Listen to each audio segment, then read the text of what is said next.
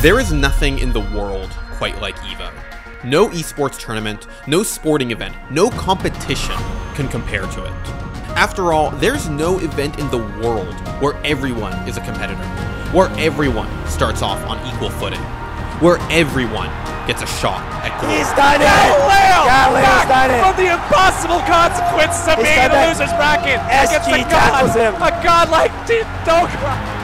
EVO is the crucible where champions are made, but going 0-2 isn't a curse. It just means you have someone to root for. Because on Championship Sunday, the person who beat the person who beat the person who beat you is up there, fighting to win it all. The story of EVO is one of the competitors who show up every summer to prove their mettle. It's the story of a community fighting for their existence, fighting for the spirit of a community they all love.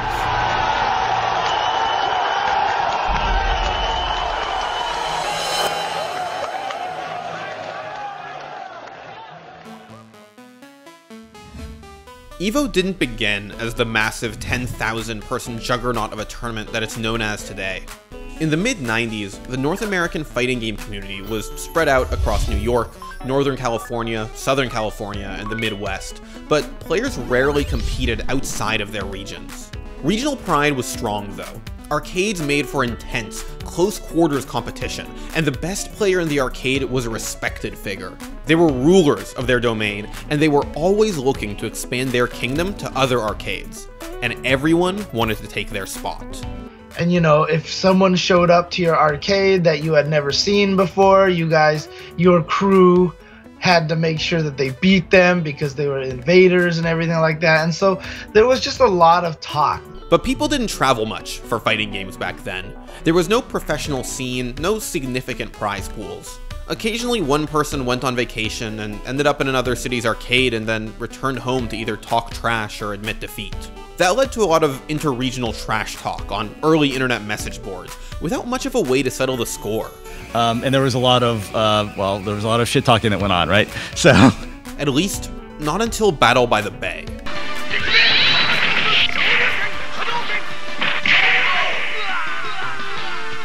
1996's Battle by the Bay was a chance to prove which region reigned supreme. The energy was pretty strong in there because it was really the first time that something like this had ever happened. There was a couple of people who flew out from Kuwait, okay, but that was definitely very unique and very, surprising at the time. The tournament was a success and inspired other multi-regional tournaments across the US. EVO co-founders Tom Cannon, Tony Cannon, Joey KR, and Seth Killian didn't see the need for another Battle by the Bay until 2000, when they hosted the B4 Championships. Held in Folsom, near Sacramento, B4 was bigger in every way, but it was still held at a local arcade. I just remember there being a ton of people. I remember the place being hot as hell. And I remember people just like chilling outside, like just talking it up and stuff. This time, it wasn't the entire scene that needed help. It was the West Coast. Players from the East had the East Coast Championships as their mecca, and while the West Coast's massive player base made for plenty of smaller tournaments in the wake of B3, there wasn't anything big enough to be a major. Then B5 hit the next year, and the tournament grew again, bringing Japanese competitors into the fray for the first time. Everyone was still in Sacramento, which gave the locals a chance to see players they dreamed of playing against. It was actually pretty unreal. Like, Boss I'd heard of for the first time in Alpha 3, and someone had mentioned that he was coming to B5, and I immediately lost my shit. The small handful of Japanese players that showed up dominated the games they competed in, which marked the beginning of the B Series reputation as the tournament series. No other US tournament had Japanese players in attendance, and that was a big deal. I mean, like I was saying before, it was a huge deal when we'd heard that Japanese guys were coming to compete at B5. I was just like, man, Japanese players play Marvel 2 too? I knew they played the mainline Street Fighter games, but I want to see these guys in action for Marvel 2, and that sort of brought its own little intrigue. But the arcade scene that birthed the Battle by the Bay tournaments was dying fast. By 2002, Southern Hills Golfland would close, and arcades all across North America were going out of business. The competitive environment that created fighting game communities all across the world was going away in the States, and the crew behind B3, B4, and B5 wanted to find a way to preserve it. Enter the Evolution Championship Series, or EVO for short. EVO was meant to preserve the spirit of the arcade, even if the arcades themselves were going away. We talk about arcade culture and some people think about like racing games or skee-ball or something like that. That's not the part of arcade culture that we care about. We care about like the tournaments that were happening all over the country and that we really loved and wanted to save. And that's why we made EVO. Though it wasn't always going to be called EVO. Plenty of names were thrown around, including Apex, Riot Zone, and FightCon. EVO 2002 was held in a UCLA campus in Pomona, and the organizers rented arcade machines from local arcades. When they realized they'd only have enough machines for the tournament and none for free play, they had to get creative with the event structure. And we wanted to turn the event not just into a tournament, but into a little bit of a show, right? So that's where Sunday comes from, okay? Let's run all the tournaments until the top 8. And then we'll run the top 8, the very best of the best, back to back to back to back on Sunday. And it'll be a show, it'll be an experience, everybody will love it, and they'll stick around. And that's where the idea of like top 8 comes from. It's literally that. By EVO 2003, there were more than 300 people in attendance. It was easily the largest fighting game tournament ever, and the sheer amount of attendees was getting harder and harder to manage. On top of that, the death of the arcade scene was beginning to impact EVO in other ways. The more EVO scaled up to have more players participate in it, the more need you have to make that sustainable. And because the game was already on console, it only made sense. The move to consoles was controversial, to say the least. If EVO was about preserving the spirit of the arcade, many assumed the hardware would obviously follow. The reaction to the console switch was not good. I mean, it was almost universally reviled, you know, like people were mad. But the mid-2000s were something of a dark age for plenty of Japanese fighting games, particularly Capcom fighters, the backbone of EVO in its early years. And few console ports, if any, were considered arcade perfect for Capcom's games. At that point in time, after Third Strike, there just really wasn't much happening. I think that a lot of people forget that, and a lot of people just don't realize that that was a reality. Where we really didn't feel like another new thing was coming out. EVO's move to consoles wasn't smooth for the tournament, as Street Fighter III Third Strike didn't have a console port that was even close to tournament ready. So EVO 2004's 3S tournament was run on arcade hardware. But the controversy was quickly swept under the rug when the tournament produced some of EVO's most memorable moments. In what has now become one of the most iconic esports moments of all time, Justin Wong and Daigo Umehara, two titans in the scene, faced off in the losers finals of EVO 2004's Third Strike tournament.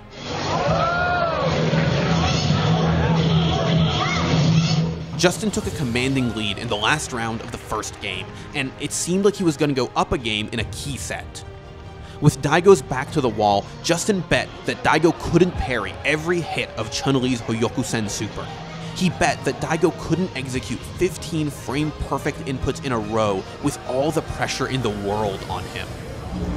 He was wrong.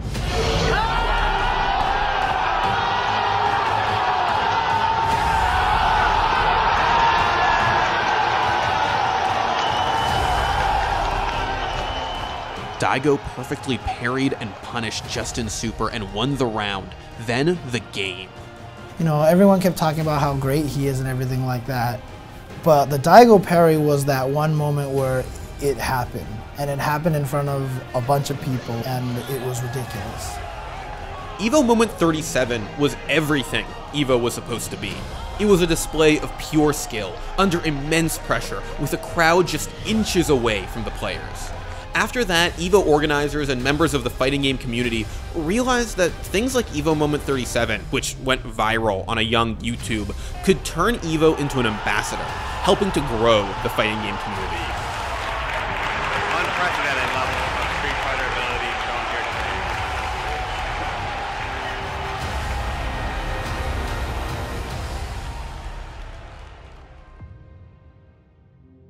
But EVO 2004 was also messy at times. In the Soul Calibur 2 Grand Finals, RTD and Mick played a pretty low-quality match and allegedly split the pot. It was obvious from anyone who plays fighting games. They were playing different characters and they're playing at a very subpar level. The incident led EVO to create their first collusion rule, yet another attempt to preserve the spirit of true arcade-era competition. We should look into that for next year because we need to solve this problem. 2005 presented another opportunity for growth, as the tournament moved from California to Las Vegas, thanks in part to a partnership with Major League Gaming. But the partnership wasn't exactly equal. At the time, EVO was bigger than MLG in a way, and in fact, you know, they kind of tagged along with us. You know, it was kind of a big deal. EVO and MLG split the venue, one half for EVO's fighting games, and the other half for MLG Halo and Smash tournaments. But EVO brought way more players to the tournament, leaving them without any space in their corner. Meanwhile, MLG's tournaments pulled in a quarter of what EVO did. It wasn't pretty.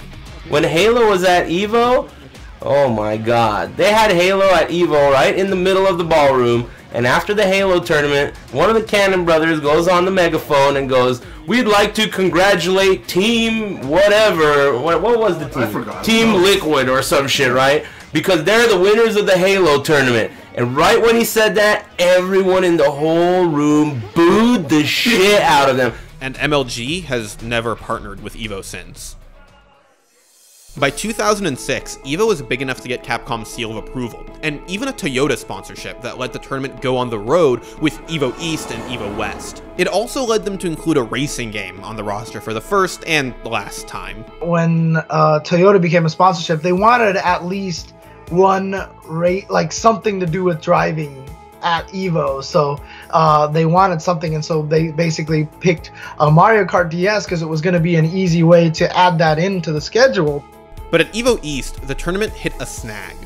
EVO needed CRT TVs, since more modern TVs would introduce too much lag, but their supplier could only offer them LCD and plasma TVs a day before the tournament started. Things got dicey. Someone overheard the conversation about the TVs and immediately went to the Shoryuken forums to say that the tournament was ruined and that people should stay home. The EVO organizers found a way, loading 32 CRT TVs into a truck in the middle of the night and working to put on a good event. Or they were going to, until they realized the truck was broken. Tony, who's in the truck with Gilbert, gets on the horn to me when we're about halfway through and says to me, "Tom, there's a situation with the truck." I'm like, "Okay, is everything all right?" He's like, "Well, Gilbert tells me that the clutch on the truck is blown out. And so that means that if this truck ever stops, it's not gonna start again until we fix it. It's 3 a.m., we're on the highway, we're 50 miles from home, right? And the truck cannot stop, right? It's like speed." So we get like a few miles down the road ahead of him, and we get to the toll road, and Seth is driving, and he rolls into the toll, and he rolls down the window and says, "There's a truck behind us, and it can't stop."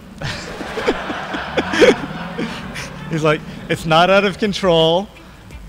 It's a safe situation, but the truck behind us is not going to stop at this toll."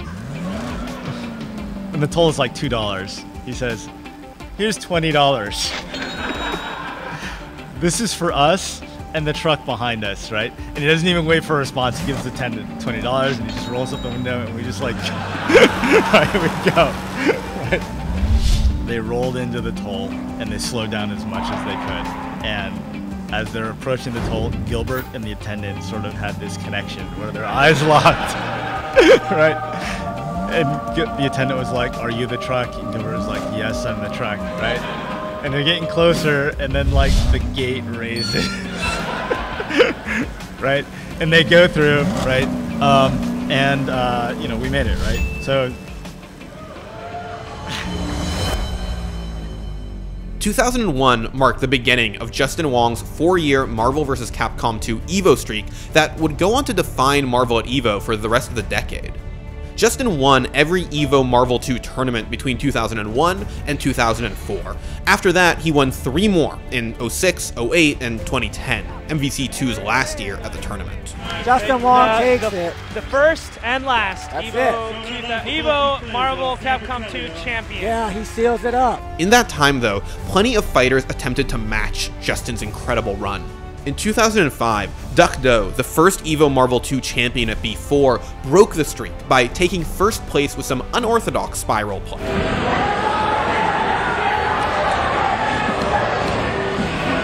In 2007, despite Justin's extraordinary comeback against Yipes and Losers, Justin Wong! Oh my god! Yipes still managed to bring home the win.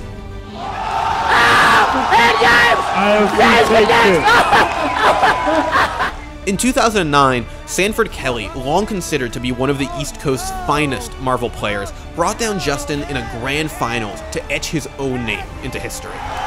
Sanford Kelly! He finally wins! But Justin's performance at the final EVO MVC2 tournament in 2010 was something of a sign. History had spoken, and it said that Justin Wong was the greatest Marvel 2 player to ever touch the game. But though Marvel 2 and a variety of Street Fighter games were the backbone of EVO for years, both games were starting to feel a little stale by the mid-2000s. The hype from a small community built around a dying genre and out-of-date consoles just wasn't sustaining EVO. There were plenty of attempts to bring people into the tournament, including adding new games and rotating out old ones. That's how the story of Super Smash Bros. Melee at EVO began. Melee first appeared at EVO in 2007, with Ken taking first place. That's not being Ken. Gracias wins Evolution! Cementing his status as the best Melee player in the world at the time. But 2007 was also the last time Melee would appear at EVO for the foreseeable future. In 2008, Melee was replaced by Brawl, which the tournament organizers ran with items on and a bizarre stage selection process that led CPU, a complete unknown, to defeat Ken in the grand finals. Oh!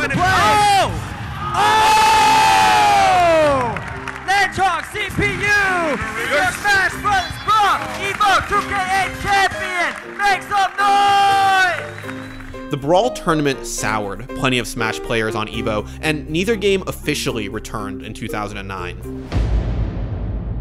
2007's 8 games gave way to just 6 the next year, making it the smallest EVO lineup since 2002. In some people's eyes, the shrinking crowds and the smaller number of games, they were all pointing to one thing. EVO was dying, and the arcade scene they were striving to preserve would die along with it. In 2008, I still remember at one point looking around the room and going, I know like almost everybody here. Like I'm not seeing new faces, and it just felt like there was a peak at some point. And even the MVC2 was the strongest game for a while. At that point, Third Strike was the strongest game, but it just didn't feel like it just didn't have that same pizzazz to it. I don't know. I can't explain it. But there was a small glimmer of hope.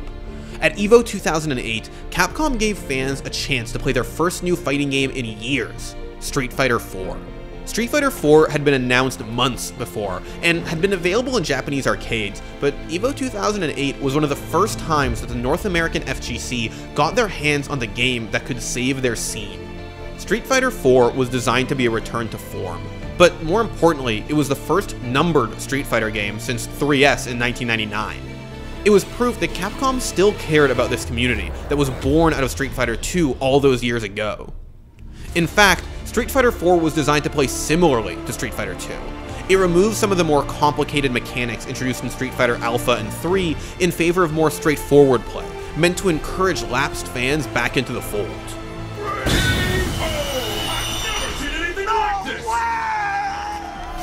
It worked.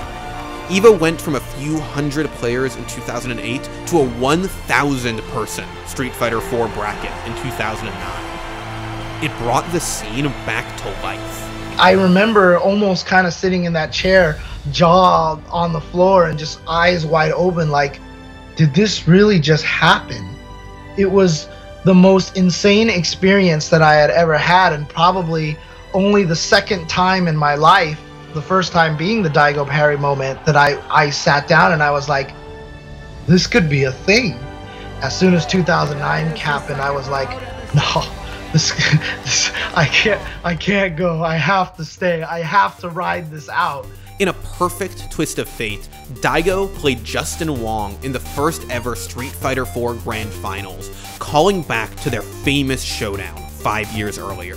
It felt like it was fate that brought them in the Grand Finals, and it felt like there was really no chance maybe for Justin to win, but then he reset the bracket, and I still remember how crazy the audience was going, and this was the biggest the audience crowd had ever been. Very well so far. Justin is having such a hard time baiting out anything from Daigo. Daigo's reactions are so good that he can't make him Dragon Punch when he wants him to. Daigo's win kicked off a new era for EVO, but perhaps more importantly, it kicked off a new era for the FGC.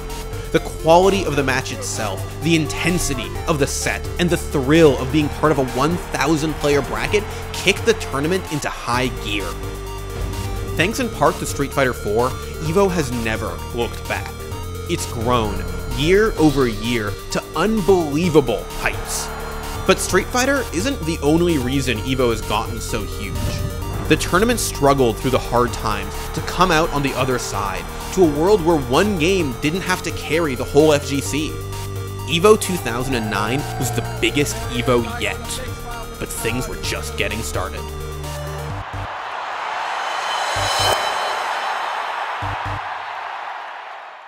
Hadouken!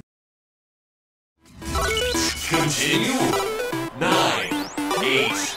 So big for Hungrybox right now. This is his moment. 7, 6, 5. Oh my God! He takes it! 4, 3, 2.